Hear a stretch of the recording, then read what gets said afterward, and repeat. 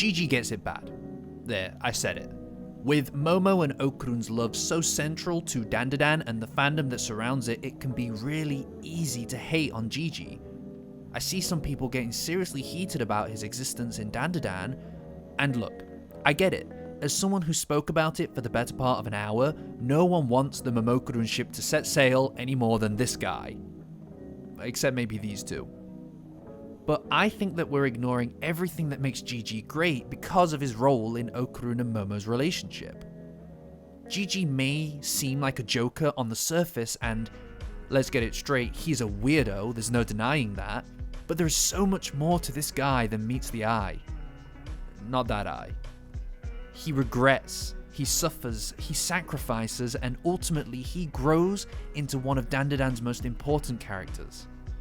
And despite the way that it looks, Jiji's role doesn't take away from Momo and Okarun's relationship at all. It enhances it. So let's temper the heat that surrounds Jiji and explore him in depth to create a new understanding of his character. Naturally, there's going to be some spoilers later on, and I'll give you a clear warning when we shift to spoiler territory, so anime onlys, you're more than welcome on this one. Let's just jump into it, guys.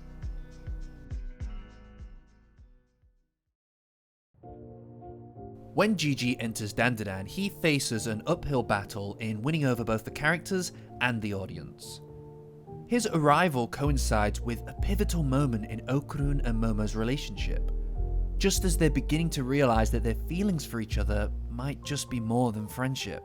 It's a fragile, delicate time, and Jiji's presence shakes things up so much. For Okarun, Jiji's sudden reappearance stirs some powerful emotions. Chief among them, jealousy. Jealousy is a biting, raw emotion, one that gnaws at us with the fear that we're losing someone that we care about. As viewers, it's painful to watch Okarun wrestle with these feelings, struggling against the idea that Momo might prefer Jiji over him. At first glance, it's really easy to blame Jiji for Okarun's turmoil. After all, it's his arrival that seems to have triggered this spiral of doubt and insecurity. But that's only part of the story. Okarun's struggles with self-confidence have been a recurring theme throughout the series, long before Jiji came into the picture. From the beginning, Okarun has harbored a sense of unworthiness, a belief that Momo is somehow too good for him. We see it during their first adventure together, and again when he panics after failing to find her at lunch the next day. Okarun has never had a close friend before, let alone fallen in love with one. Confronting these emotions is uncharted territory for him. Jiji didn't create these feelings of inadequacy, he simply brought them to the surface. Because Jiji in so many ways embodies everything that Okarun feels that he lacks. Jiji is confident, where Okarun has been invisible for most of his life. Jiji is athletic and attractive, where Okarun has lived as a no-name nerd for years. Jiji calls Momo by her first name. Jiji is forward, maybe even too forward, with his appreciation for Momo, calling her sweet, while Okarun can barely even look at her. When Okarun looks at Jiji, he doesn't just see a rival, he sees a reflection of everything that he wishes he could be. In this way, Jiji becomes more than just another person competing for Momo's attention. He becomes the living embodiment of Okarun's insecurities, forcing Okarun to confront the darker parts of himself, the shadow that he's been avoiding. This confrontation is painful, but that doesn't make it a bad thing. The shadow, the part of ourselves that we want to bury, doesn't disappear just because we ignore it. It lingers in the dark, controlling us in ways that we might not even realize. This is why, when Jiji first shows up, Okarun decides to regress into his shell and fairly quickly starts to give up on Momo. Jiji's presence forces Okarun's insecurities into the light, which is painful at first, but it also compels him to face his self-doubt head-on. We see this in the clearest light when Okarun, having barely even spoken to Jiji at this point, is spiraling in class about how inevitable it is that Jiji and Momo will end up together, and how this will mean that Momo will discard Okarun. From this lowest of points, Okarun's true growth can be found. While Jiji's arrival initially causes Okarun to falter, it also pushes him to pick himself back up and recognize his feelings for Momo, and most importantly, to act on them. Jiji, rather than being just a threat, becomes a catalyst for this change.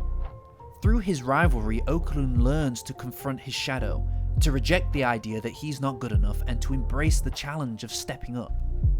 We see this play out in his actions. He positions himself between Jiji and Momo. He asserts his feelings and commits to proving that he is worthy of her love.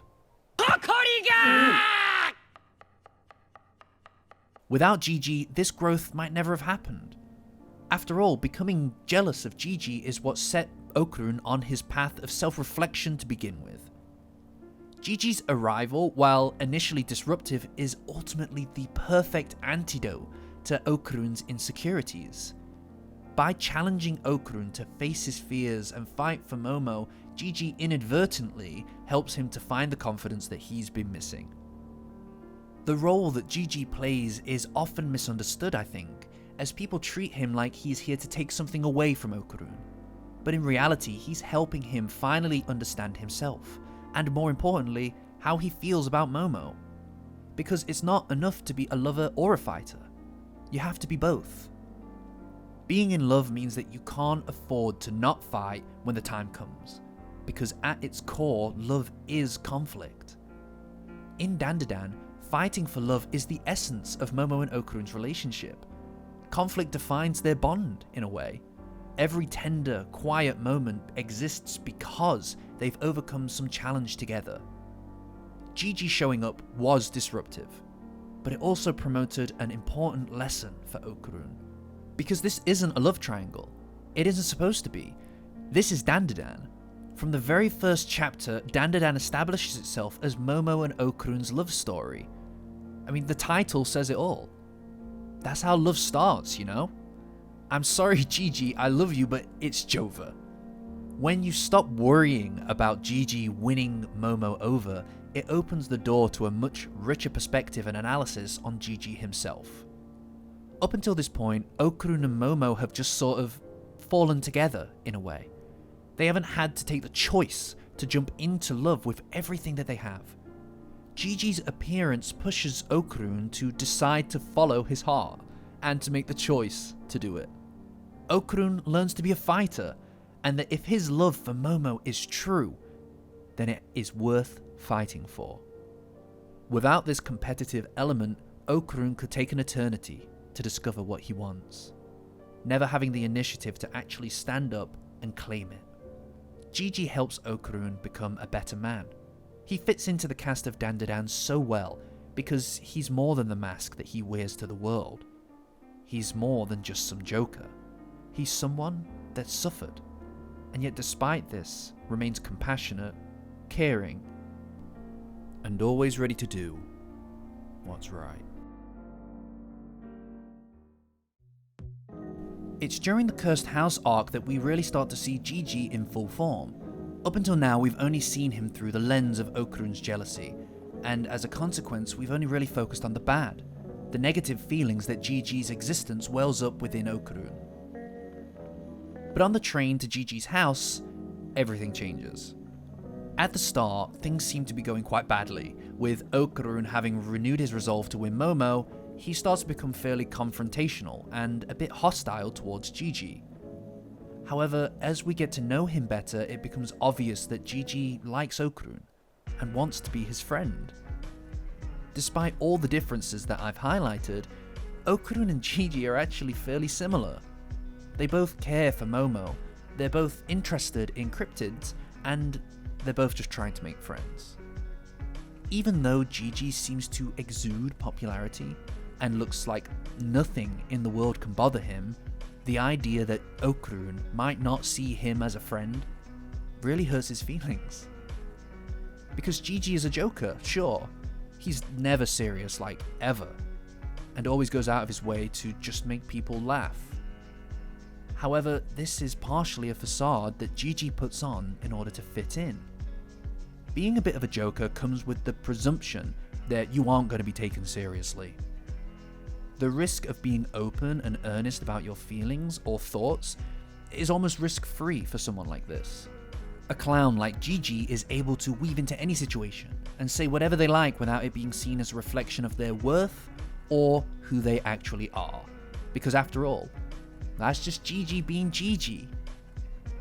The thing is that Jiji has suffered a lot. For years, he's been haunted by the evil eye, and he's had to convince himself for the longest time that this eye isn't real. Hiding something like that from not only other people but from yourself as well is bound to take a toll on a person. After Jiji sees his parents on the cusp of death, he had to race to save them.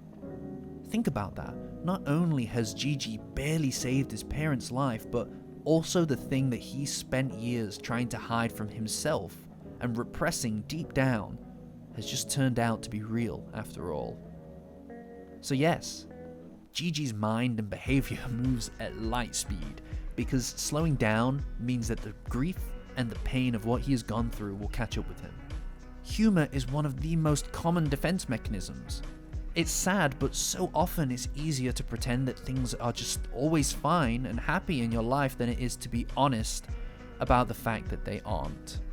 Being able to project joy into other people's days is at least something good, and it's better than just wallowing in self-pity. In a lot of ways, Jiji cares deeply about the people around him, to the extent that he doesn't want to burden them with his trauma. Just like how he grew up around the evil eye, it's better to repress and pretend it's not real than it is to bring it to the surface and then be judged for it. And to be frank, I think Jiji is a perfect fit for the main cast. Okarun hides his true self beneath this veneer of nerdiness. Momo hides her weirdness and interesting ghosts, and Aira uses her beauty and popularity as a shield, all in an effort to fit into a specific role in society. And Jiji is no different. It's through connecting with each other that the main gang are able to drop the facades and begin to open up about themselves on a deeper level. Because these people, this bunch of weirdos, they get it. They have as much strangeness in their lives as he does in his. Okarun is a weird yokai monster thing, and Momo has actual, literal superpowers. They don't reject the notion of the evil eye at all, and they don't judge him for this strangest of secrets. These people, Okarun and Momo especially, may be the perfect people to get to know him for who he really is. Jiji is at the start of this when he extends the hand of friendship to Okarun. When he thinks that Okarun doesn't want to be his friend, he panics. He let his guard down and stresses out at the idea that this was a mistake. It's at this point that Okarun also sees that he likes Jiji as well, despite his competing affection for Momo. It's clear to see how Jiji's appearance forces Okarun to understand and accept his feelings for Momo. However, it's also important to see how Jiji's role helps Okarun avoid becoming possessive about Momo in the process. After seeing Taro and Hana, Okarun comes to the conclusion to fight for his love, which is great, but it does lead to some unhinged behavior from Okarun at times. And he's not to blame. He feels passionately about these feelings, of course, and he is a teenager, trying to figure it all out. But possessiveness can be an easy thing to fall into when you're jealous. When Okarun insists that he has to dominate Momo's attention in spite of Jiji, it's starting to become a bit unhealthy. Despite all of the questions of romance, Jiji and Momo are still friends, and there's nothing wrong with that. Jiji reaching out to befriend Okarun is so important because it allows Okarun to understand that Jiji's much more than just a romantic rival. He's another person. One of the only people in his life that has actually taken the time out to really relate to Okarun. Something that he would have killed for just a short while ago. In the face of this, Okarun feels ashamed, which in a way makes sense too. Up until now, Okarun has been framing Jiji from a fairly selfish perspective, discounting his personality and feelings on the basis of jealousy. And Okarun starts to understand that now, which says a lot about how important this moment is. It helps Okarun overcome the petty messiness of teenage romance for a moment to make a friend out of Jiji. I think it's vital that we view Jiji as more than just his crush on Momo, because Jiji is so much more than just a rival. Because if Okarun can get over his jealousy and become friends with Jiji, then why should we do anything less than that? It's that time again, spoilers are ahead. Anime onlys, I'm afraid that this is where we part ways. Thanks for watching, it means the world to me. I'd love to hear your thoughts about Jiji in the comments. Like, subscribe, it helps a lot. You guys supporting the channel in any way honors me in so many different ways. Thank you. And now, manga people and anybody who doesn't care about spoilers, we press on. Jiji is a central focus across the Cursed House and Evil Eye arcs, which are storylines that are steeped in the theme of sacrifice. We see both sides to this theme.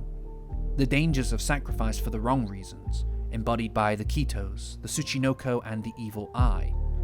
But Jiji shows us just how powerful sacrifice can be when it's for the right reasons. Despite being a bit of a fool, Jiji is fervently dedicated to the people that he cares about.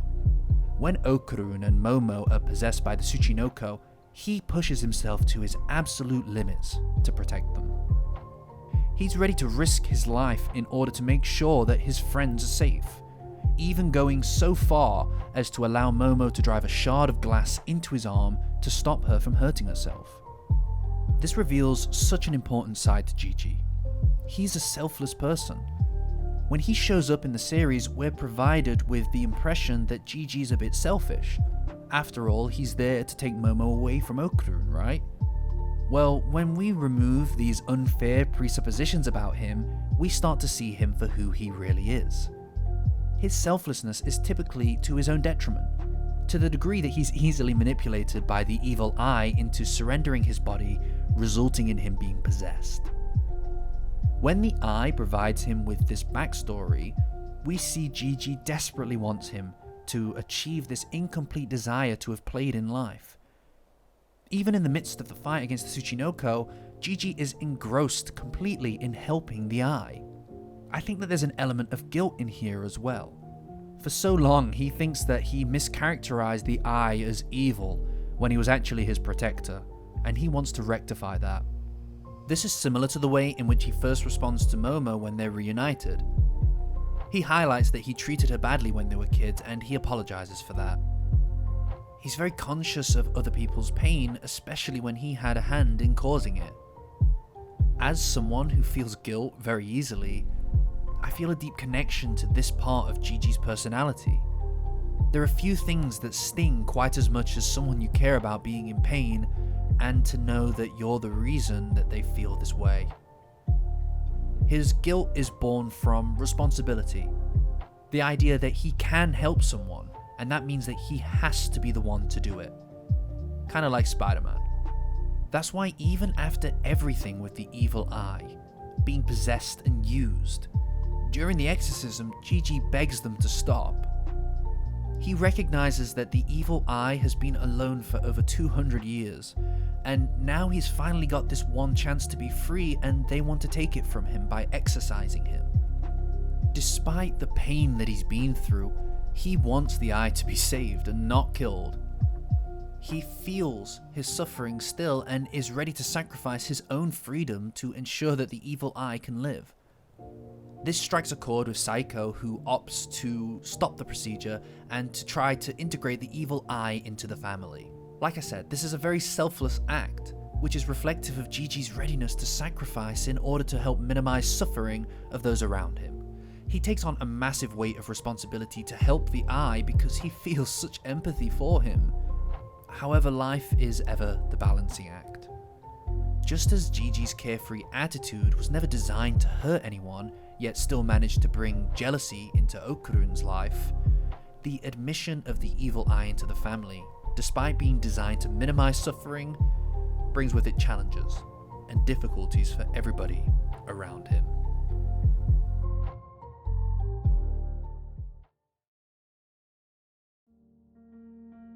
Jiji is at a bit of an impasse. Exorcising the Evil Eye would mean sacrificing it, whereas keeping the Evil Eye within him, still thirsty for blood, means bringing pain to his friends. What's awesome here is that we get to see how the group come together to support Jiji, with Okarun's behaviour being night and day to how he was when Jiji was first introduced. I think it's so great to see how the main cast really rally around him here. They respect his dedication and they want to help, especially Okarun. Okarun stands to business and says that he will get stronger to fight the Eye because Jiji is his friend. In fact, the closeness between the two of them is just front and center here. When Okarun first arrives at the house, Jiji expresses that he missed him lots. The two talk about hanging out together while staying there, playing Smash Bros, and whenever there's a problem with the Eye, Jiji turns to Okarun first. It's so great to see them get past that jealousy that stood between them in the first place and come together as actual real friends. To the point that Jiji is the only person that Okarun feels comfortable being informal with eventually, directly chatting with him under his first name, which he doesn't even do with Momo. But the situation is volatile, to say the least. Jiji's lack of ability to control the Eye and his desire to protect him from the exorcism leads to him losing control and almost killing Momo. Okarun races to try to stop him, smashing on the spectral barrier that he's put up, but he can't break through. Fortunately, Momo had hot water in her mouth at the time and she could turn Jiji back to normal.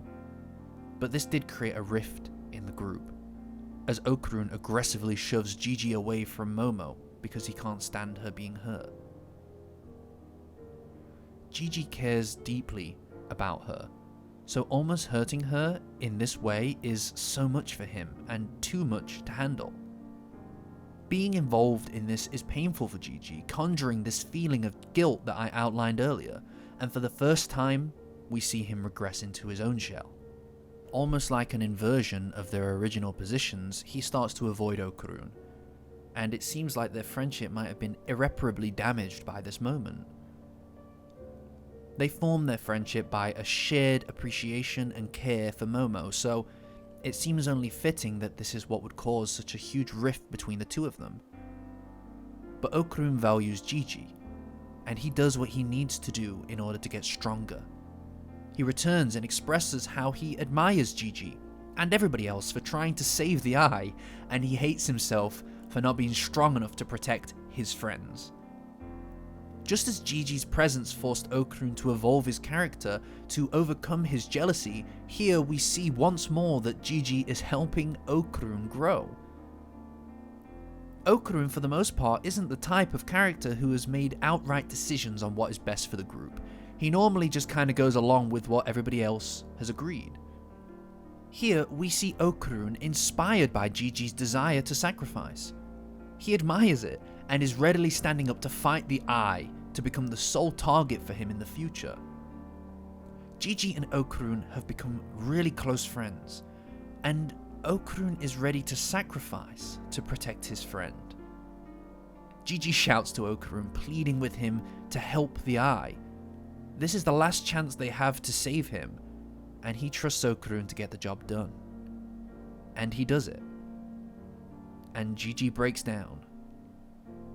The first thing he wants to ask Okarun when he's back to normal is whether or not he hurt anyone, because he can't bear the idea that he could be a danger to those that he cares about. We've seen Jiji as the rival, the hero, and the victim. And he's all of these things.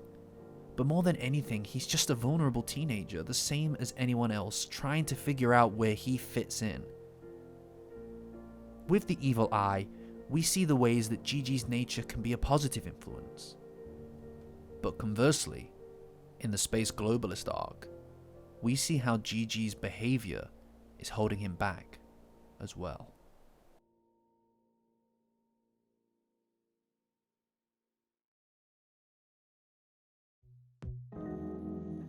Jiji's use of humor as a mask, as a way of deferring seriousness away from himself, does come with some unintended consequences.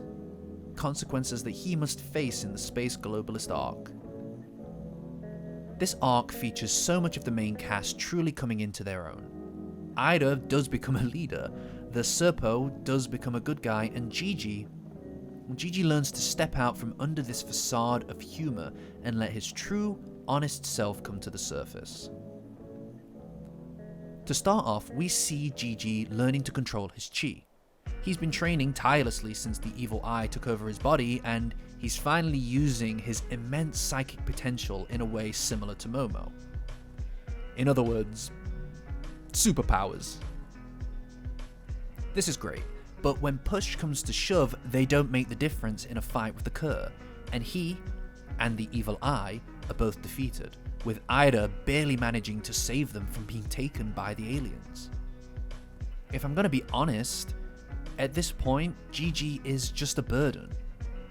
As Jiji, he can't use his powers effectively, and as the evil eye, he's only willing to fight Okarun, who is incapacitated at the time, let's say. The reason for this comes from Jiji's inability to really get serious. It's what makes him great, but it's also his greatest weakness. Up until now, there's been a certain passiveness to his role in the series. We only really caught a glimpse of his true self when he saved Momo and Okarun during the Cursed House arc. We saw what he's capable of when he pushes himself to new limits, and it's incredible. We first see this side of him re-emerge when Momo runs off Vamola. It's one of the few instances in which he really disagrees with Momo and Ida and stands up to question them. His empathetic and caring nature helps him cut through all of the emotions of this moment and question whether Vamola really was a spy. While she was with the group, he bonded with her a lot, and a lot of this silliness rubbed off onto her too. So it's great to see him step up and defend her, even if it meant creating a bit of friction in the group. Across the arc, Jiji trains his powers with the gang to prepare to fight the Cur, as Momo informs everyone that there is incredible power in words. Picking the right words from the core of your soul endows your abilities with strength and meaning that resonates with the heart of the user. For a guy like Jiji, someone who hides the truth of who he is underneath his mask, this is no small feat. In the middle of the battle, as everyone around him is in danger and Ida is on the verge of being defeated, it's Jiji's turn to step up. His abilities alone aren't enough, and he needs to conjure the power of words to save Ida. Just as he's about to pull out a literal, actual Kamehameha, he stops himself. This was gearing up to be a hilarious moment, but that's exactly the problem.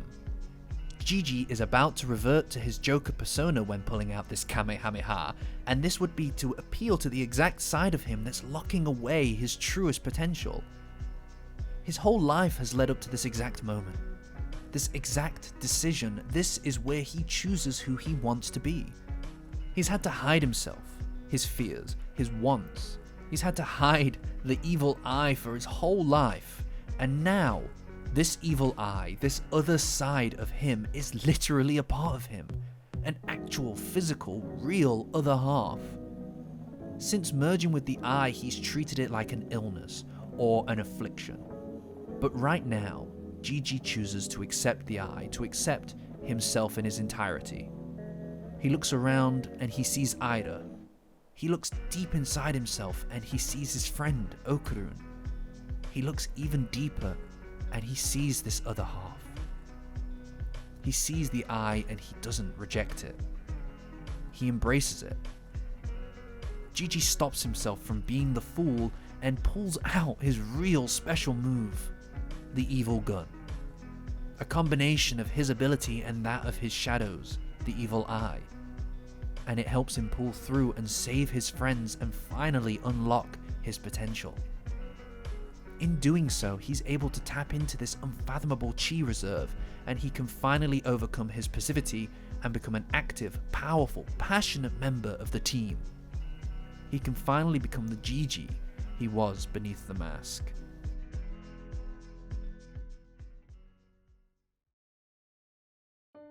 And this brings us to the real core of where 99% of the Jiji hate comes from.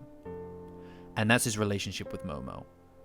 To make it clear, I do think that Jiji is in love with Momo, and I think it's clear that the writer wants us to think that too.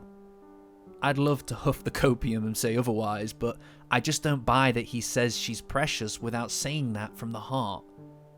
While he's always been clear that he likes Momo since the moment he arrived in Dandadan, the Space Globalist arc is kind of a turning point for him. He's finally able to bring himself around to more or less saying it. In being so clear about how he actually feels underneath, he's defying his own mask and moving out of his comfort zone. Love does crazy things to people, guys. However, at the same time, I also want to state that there is absolutely no love triangle here. The sad truth is that Momo is fully in love with Okarun. There's no doubt about that. Her feelings for Okarun are as passionate and deep as Okarun's are for her. When people worry about Momo's feelings changing to be about Jiji, I can't help but roll my eyes a little bit. Momo is one of the deepest and most well-realized characters in modern anime, but I think that there's one thing with absolute certainty that we can say about her, and that's that she is deeply enraptured by her love for Okarun. There is nothing that these two wouldn't do for each other. They think about each other night and day. Their entire world shifted and collided, and since that moment they met, they've been completely remade, with their hearts belonging to each other fully. It's as simple as that. At no point in the series does she consider Jiji to be anything more than just a friend, and I don't see this changing. Nor do I want it to. I'm 100% on board with Momo and Okarun, but that doesn't mean I can't feel sad for Jiji too. There is a beautiful tragedy to Unrequited Love. The purity of feelings born from strong desire and affection for someone become a painful reminder that that person is never going to feel them back. Jiji doesn't know that his chances to win Momo are zero, and this is why he continues to pursue her. And in all honesty, Momo's awesome. It makes sense that he would like her so much. I've seen people say he's two-faced and betraying Okarun with his continued interest in Momo, but I do think that's a little bit silly and pretty unfair to Jiji. I mean, relationships are really ever so simple as that.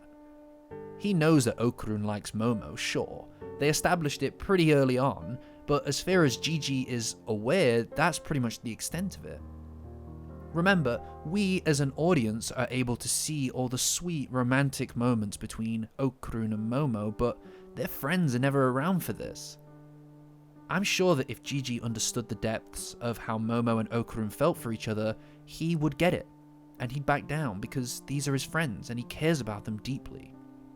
But nobody has let him know that this is the case. I think the best scene to encapsulate this is this moment. When Momo is being haunted by Raiko Kashima, she can't sleep. Okarun is comatose after nearly dying at the hands of the Cur, as the group train daily to beat back the invasion when the time comes. This is a ruthless time for everyone, and Jiji offers to hold Momo's ears with his chi while she sleeps, to stop the curse from impacting her. Momo's flustered by the act, but Jiji insists and she accepts his help. He then tells her that he has no choice but to joke around when it comes to Momo, because if he didn't do that, he wouldn't be able to speak to her at all. His heart starts to race, and she falls asleep in his arms. I understand why so many people hate this scene, but I think it's wonderful in its own way. I know that there is a romantic undercurrent for Jiji here, but it is so refreshing to see him just be honest about things for once, rather than just pretending he's open with her in defiance of his mask. Yes, it's a bit intimate, but this isn't going to change Momo's feelings, and it's close enough that it could be considered an act of friendship. I mean, think about it. This same period of time is when she leaves her note for Okarun telling him that she loves him in rather vague terms. It's easy to hate this because it does feel a bit too romantic, but the truth is that Momo really did need his help here. She's training so hard to stop an alien invasion. She just ran off Vamola, one of her friends, and the man that she loves is on the brink of death. All the while, she's cursed and she can't even find peace in sleep. Jiji stepping up isn't a bad thing, and he never takes advantage of the opportunity. He helps her just as a friend would. Sure, Okarun sees them together and gets jealous, and that makes sense. But he also gets over it pretty quickly, and he never brings it back up again. Also, Okarun cares deeply about Momo. If he did know what was happening here with context and it was the only way for her to get to sleep, you'd bet your ass that he'd be fine with it. To me, this scene captures everything I love about Jiji as well as everything I love about Okarun and Momo.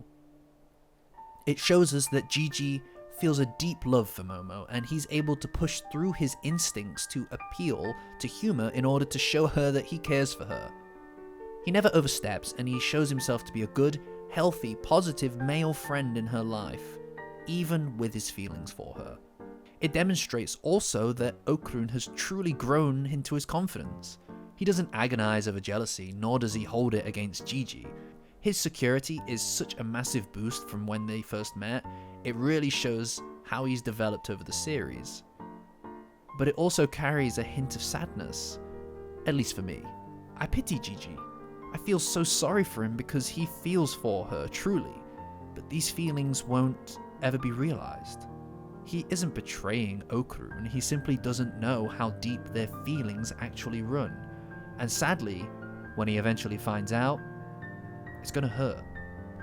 While I await desperately for Momo and Okarun to get together, I also dread how this will hurt Jiji. And Ira too, for that matter.